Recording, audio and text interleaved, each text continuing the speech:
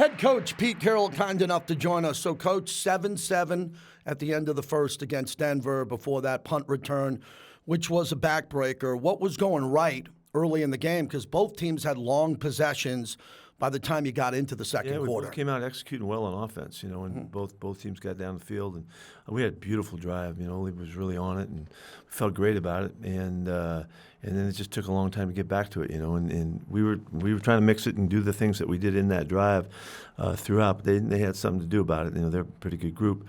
But another tough game, really, we played them really evened up, it felt, both times we played them, and which is encouraging to us. It's encouraging the thought that this is a team that's way out ahead in our division. And we felt like we matched up all right. We didn't feel that we were, behind it at all. We had a chance to get them. 7 of 12, they were on third down. They had 27 first downs.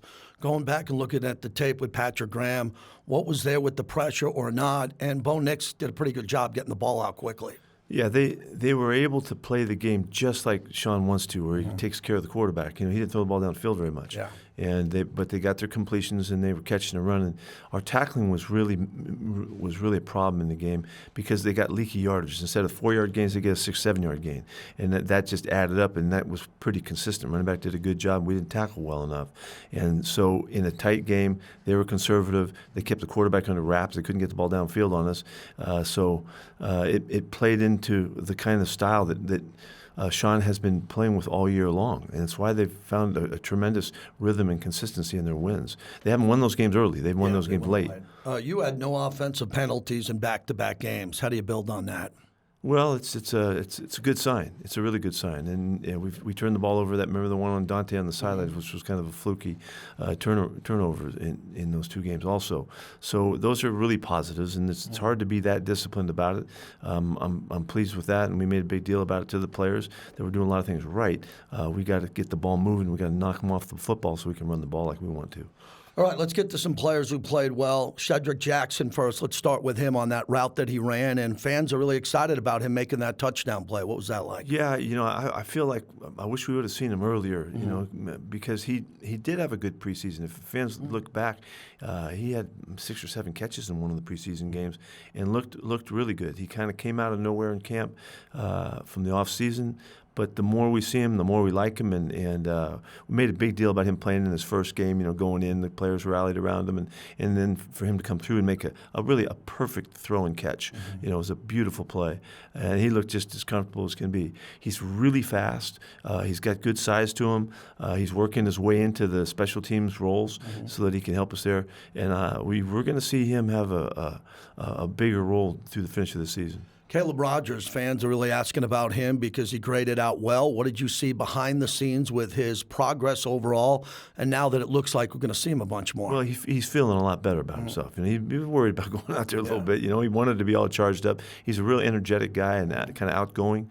He wanted to come through, and he made it through a game. And that's a big accomplishment. And so it really gives us a boost. Glad to see it. And really, we're going to see a lot more of him. Last week, before I sat down with you in the other studio, I interviewed Jack Besh, and he just seems like a player that gets your program. Like everyone who gets it, he understood it's going to take a while, the evolution of practice, and how much he cares about practice, knowing he's going to get more targets if he practiced well. Yeah, well, Jack particularly had a good week. We featured him during the week in the one-on-one situations, thinking that they would press him.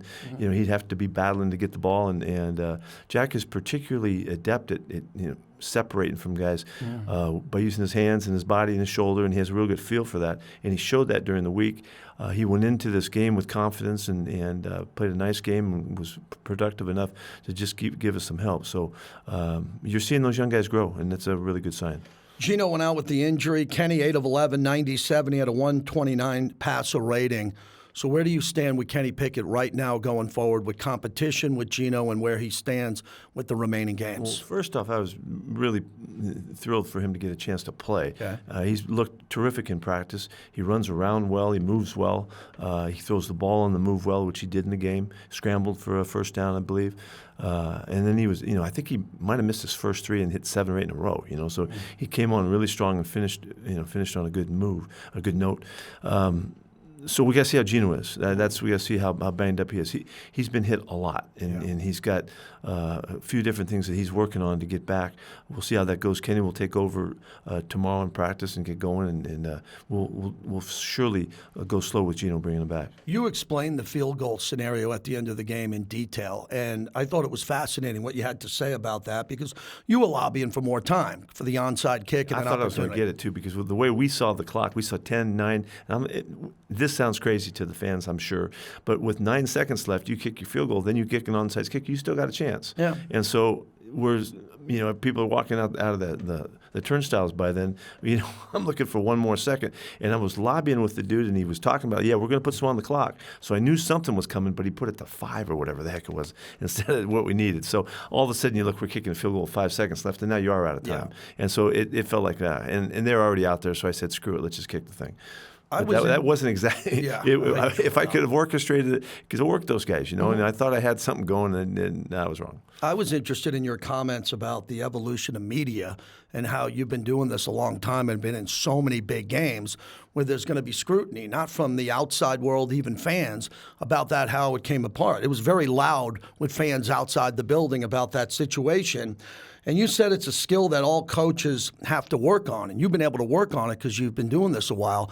And I just wanted to follow up with you on young coaches, too, on how they have to deal with the outside noise because you got to get on to the next play, the next practice, and the next game. What advice do you give to other coaches on that? Well, I don't know if I have the position to give other coaches advice right now, but what I would say is they have to grow accustomed to the scrutiny, and they have to put it someplace where it doesn't affect the way they think or decision make.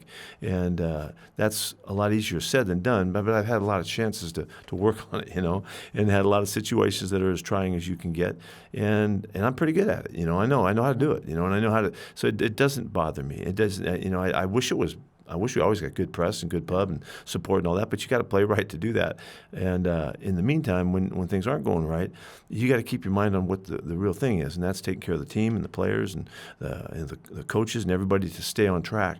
And if I can't do it, how can I expect them to do it? So I take a lot of responsibility for that, and I try to be really good at that. And I've had as difficult a situations as you can get in, scrutiny-wise, and was prepared back then and feel better prepared now. Let's go to Philadelphia. They had a turnover game against L.A. on Monday Night Football, but they tried to get Saquon going. 20 carries for 122 and a touchdown. Do you sense that's where Philly's trying to go as they want to get him going as they're going into this playoff push? Yeah, they don't forget. They're not forgetting about how they had that run last year. They had a huge run, and he has, record-setting yards a year ago. They're not quite back on that track, but he cranked out another big one out of nowhere, and put a bunch of yards on the board. That's a great way to play football, and it's the World Championship football. And so I know that they'd like to recapture that in some form or fashion, and I think they would. You can see just by the makeup of their team, they've got a big, experienced offensive line. They were the best in the world last year, and it just isn't quite sinking the way they want it to. So we think that as they hit the finishing stretch of the season, that's what they're going to turn to. And they tried to do it last night, and the Chargers did a good job stopping them. I wanted to ask you about the Tush push because you've talked about it. He's the one player in Jalen that I don't think needs a push because of his size. It's really a big quarterback sneak for him, and rarely do I think he needs a tight end or a running back to push behind him because his legs are so strong. You've had the ability to defend it and see it a bunch. And now that they're getting close to the playoffs, I expect them to run it more in a crunch time game where they have to win. Yeah, they haven't quite hit it as high a percentage as they did a year ago, but everybody needs to push, and that's a key to it. If you notice, there's a surge, and the defense does everything they can to throw their bodies at that thing, and then it's the second surge that usually gets the first down, and so.